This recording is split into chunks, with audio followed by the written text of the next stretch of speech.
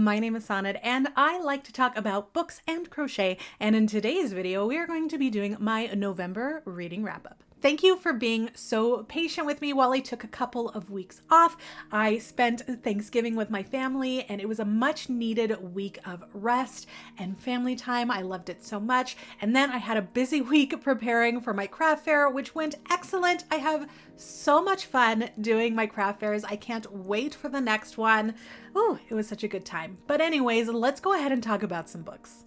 So I read 9 books in the month of November, which is a little bit below average for me personally, but I think it was a great month regardless, especially because November was super busy. I mean, who's not busy around November time? So the fact that I was able to get 9 books read, I'm pretty proud of that.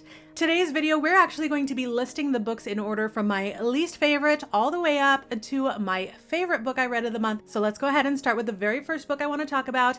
Much like the month of October, we are starting this video off with a DNF, or a did not finish. That book is Life on the Mississippi by Mark Twain. I wanted to read a nonfiction for Nonfiction November, and I've always been very fascinated by Mark Twain, and I thought this would be the perfect book to read for Nonfiction November. And well, to be 100% honest, I was bored out of my mind. So this is an autobiography from Mark Twain about his days, his early days, when he learned to be a steamboat pilot, and it sounds very fascinating to me. Again, I'm very interested in Mark Twain and all of that. I do plan to read more Mark Twain in the future, but Life on the Mississippi was not for me. Next up, we have another nonfiction title, The Professor and the Madman, a tale of murder, insanity, and the making of the Oxford English Dictionary. This is a book by Simon Winchester, and this was actually recommended to me because this person knew that I was doing Nonfiction November, and they said, here, read this one. And this one kind of suffered the same fate that Life on the Mississippi did. I did finish this book, but only because I then found the audiobook through my library and I was like, okay, I'm going to listen to the audiobook to actually get through this one. So this is the story of an American man who was actually in an asylum over there in the UK because he had committed a crime. And during his time in this asylum, he helped to contribute a massive amount of words basically to the Oxford English Dictionary. So I found the overall idea of how the Oxford English Dictionary came to be was far more interesting than the whole plot of Dr. Minor submitting all of these works while he was in the asylum. I mean, that was an interesting aspect of it, but the idea of how they made the Oxford English Dictionary was very intriguing, and I did enjoy learning all about it. But again, it was kind of a struggle to get through this one. Once I started listening to the audiobook, things got a little bit better. I gave this one 2.75 stars. I'm happy I read it. I did finish reading it, but it's not something that I would recommend for everybody. So the next book I read is also another nonfiction book for Nonfiction November. This one is A Sand County Almanac by Aldo Leopold. I did not give this one a rating. I did enjoy reading this book. This book was very cozy, and the edition that I read had some beautiful photographs in it. This book is just a compile of essays by Aldo out there in his home farm land in Wisconsin, and it was really nice. It was really cozy, it was very informative, and I feel like his emphasis on conservation and caring for our natural world was really powerful, especially because this book was written so long ago. 1949 it was first published, and you know, even then he was talking about how we really need to care for our planet and do a better job taking care of our planet. And I thought it was really beautiful. So I do recommend A Sand County Almanac. Next, we have a bunch of 3.5 rated books. November, I think, was a very, middle of the road kind of month for me. The first one is From the Mixed Up Files of Miss Basil E. Frankweiler. This is a book by E.L. Konigsburg, and this was first published in 1960. 1967. This is a middle grade novel about a young girl and her brother, and they run away from home because they needed something different. I don't know, they just didn't want to be at home. So they decide to live for a week in the Metropolitan Museum of Art. While they are there, there is a new statue that is delivered to the museum that is kind of surrounded by mystery. It is presumed that the statue was possibly created by Michelangelo, but they don't know. So Claudia and her brother Jamie decide to solve the mystery to see if Michelangelo really did create this statue, and it leads them to the library of Miss Basil E. Frankweiler. I thought it was really cute. I love middle grade books. This one was like perfect. It was a really fast read. It was really cool. The setting of the art museum, I found that fascinating. I found Claudia and Jamie to be very interesting characters, and their week in this art museum is very silly and sweet. And there was a little bit of a fun mystery twist at the end of this book. It was definitely a very fun read, and I can see myself reading more from this author in the future. Next up, we have The Pleasure of My Company by Steve Martin. I gave this one 3.5 stars as well. Thinking about it, I don't know, it might be a little bit higher than that, but here's the thing. I love Steve Martin. I think a little too much. If I were to have to pick a favorite comedian, it would probably be Steve Martin. I love him. I love all of the movies I have seen him in, and I have been loving Only Murders in the Building. I think he is a super talented musician, and he is a fantastic author. This is the story of Daniel, and Daniel is a very interesting character. You don't really know his age because his age kind of changes. They actually do tell you his age at the end, but throughout the book, his age changes depending on who he's talking to or who he's trying to romance. And he's very unique. He's very eccentric, I would say. And he has a very unique outlook on life. And I really enjoyed it. Basically, this book is all about Daniel trying to find love. And you go through, a portion of his life. He meets lots of people. He develops many, many love interests. It was super funny. It kind of reminded me a little bit of Only Murders in the Building in the way that you have this person that lives in an apartment complex and just how he interacts with all of the residents of this apartment complex. But I was really surprised at the end because it is actually full of a lot of heart. I was clapping at the end of this one. I was so happy with how it ended. I was so happy for Daniel, and I definitely will be reading so much more from Steve Martin. I just love him so much, and this book helped cement that love even more. Next up, and the last on our 3.5 rated books, is Once Upon a Thanksgiving by Holly Jacobs. I did talk about this book in my end of the year wrap-up video. I was hoping to read this one before Thanksgiving, and 2 nights before Thanksgiving, I said, what the heck, I'm gonna do it. I'm going to pull out my Kindle and we're going to binge through Once Upon a Thanksgiving, and we did, and I really liked it. 3.5 stars. This is a romance. It's part of a 3-part series called the PTA Moms series, which I think is hilarious.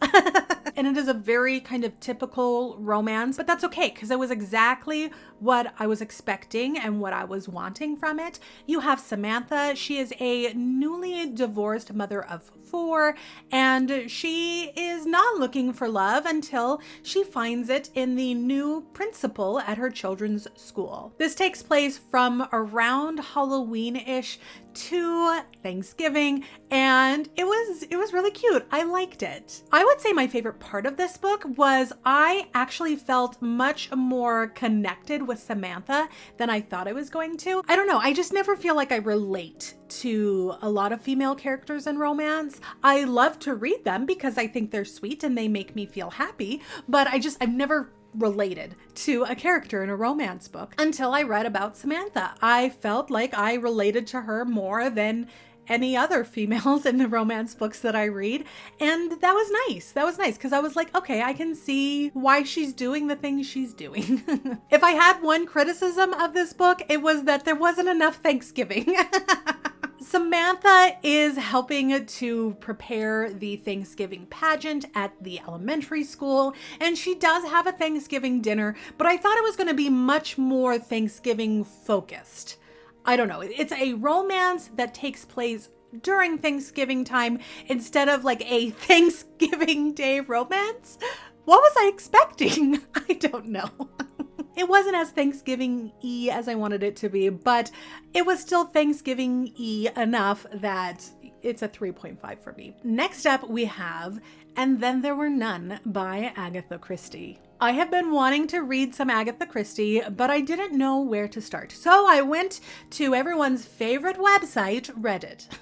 When it comes to Agatha Christie, everyone recommends And Then There Were None as your very first Agatha Christie book. It is not a Hercule Poirot book, but that's okay. It still had that very similar feel to it. So much so that you can tell this book inspired like all of the murder mystery things ever.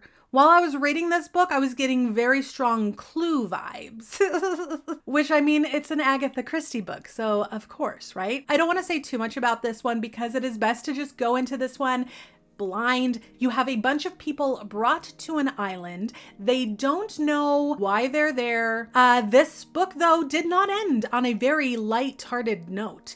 I didn't expect it to, but it ended a little darker than I actually thought it was going to. And so when I was done with the book, I was like, okay, that was a little heavy. We need to cleanse the palate with something a little bit more lighthearted. So I did enjoy this one. 3.75 stars. And this is a book that I recommend if you have never read any Agatha Christie. And I do plan to dive more into Agatha Christie, in the future.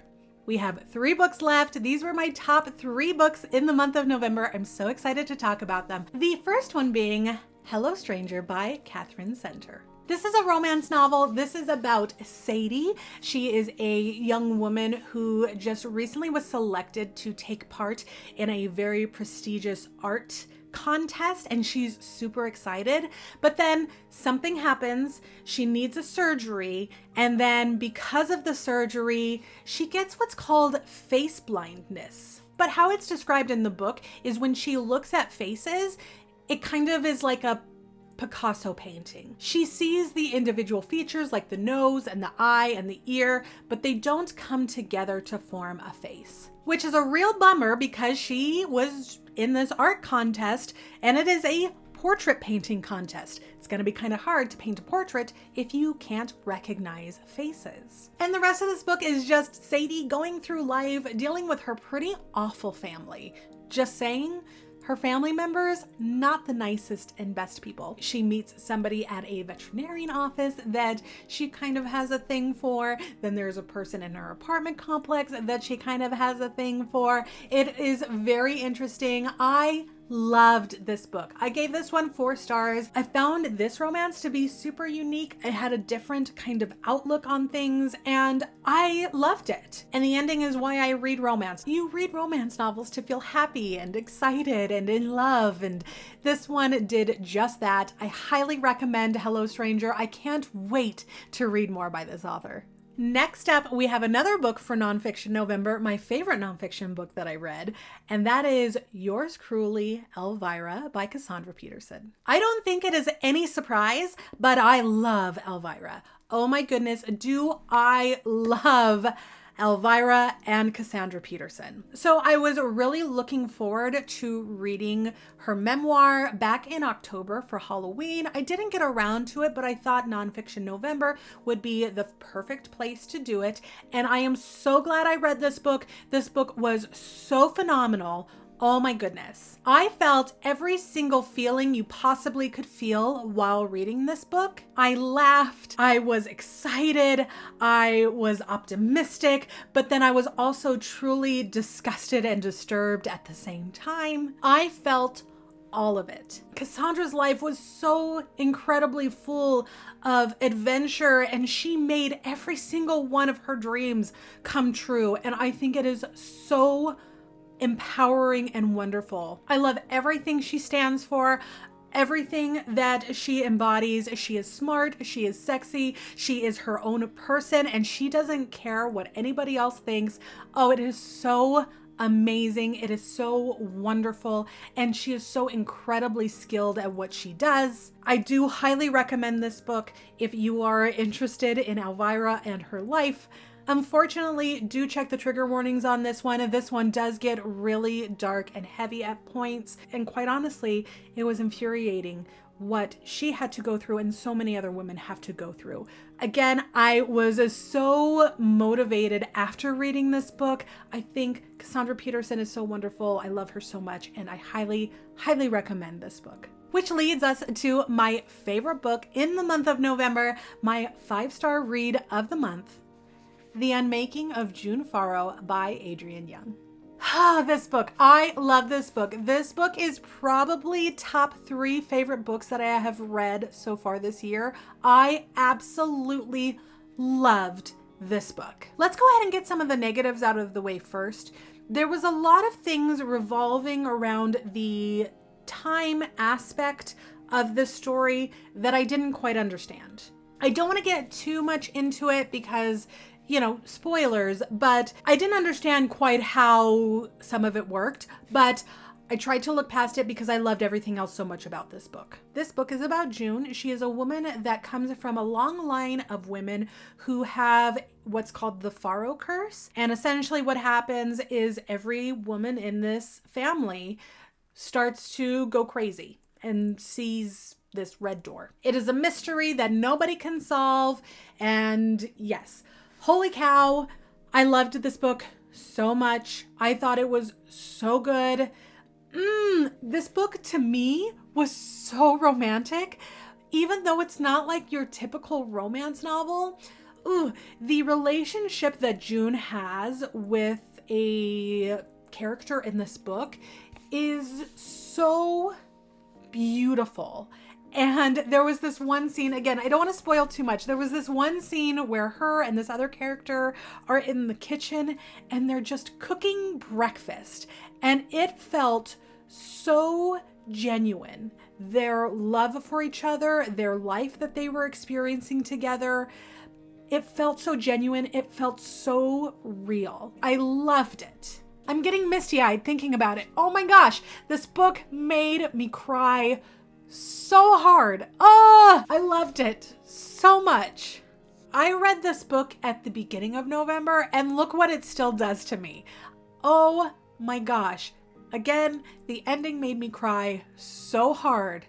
I loved this book so much. I don't think it's for everybody. I really don't. It is very confusing at times as far as like timelines go. And some people might not find the relationship between June and this other character very romantic at all. They may not find June's decision at the end of the book to be one that they would have chosen. For me, it was the right decision. I thought it was the best decision, and I loved it. I loved it so much. Again, top 3 books I have read this year. The Unmaking of June Farrow. I loved it so much. I am so glad I decided to read this one. Woo! All right, now that we have taken a moment to take some deep breaths, I feel better. I feel much better now. That's all I have to say. That was the books of November. Tell me, what books did you read in November? Any that you recommend? Any you don't recommend? I am curious to know. Thank you so much for being here. I love you so much, and I will see you all a little later. Bye.